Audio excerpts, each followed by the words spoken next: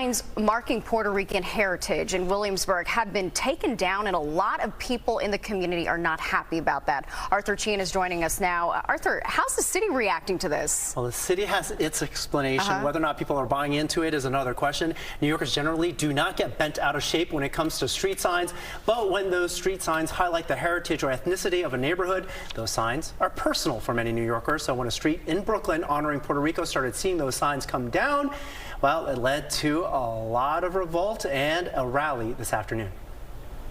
We need answers.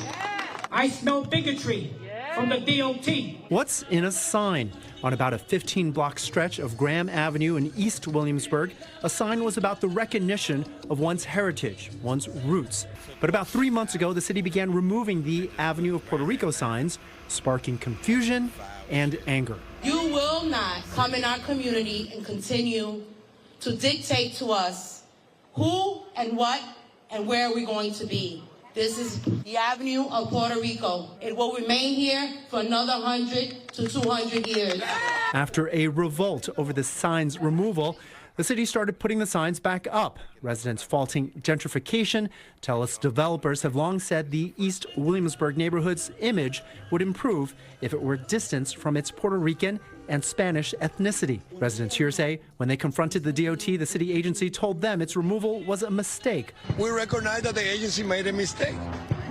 As the person that leads this agency, my job is to correct it. A hard sell of an explanation for those who live here. This was no mistake. And just so you know, we're not going anywhere. I promise my mom and all the pioneers that over my dead body will that sign be removed. And as long as I live, I will fight. Community activists say it is not enough that the signs are being put back up. They want accountability and the name of exactly who ordered the removal to begin with. The mayor and the DOT commissioner needs to come publicly. I don't want no Twitter. I don't want no press conference. I want him to come to us. Come here in front of San Germán and do something publicly apologizing that they would do a full investigation. As for the resolve of that community, they say this is not over, even though you saw the commissioner of the city's Department of Transportation speak there. The protest, they say, will be held, Natasha, every Saturday. They're going to do it at noon every Saturday until they find out exactly who said it was okay to do this. It's not okay. You can't just erase culture like that. Right. Wow. All right. Arthur, thank you.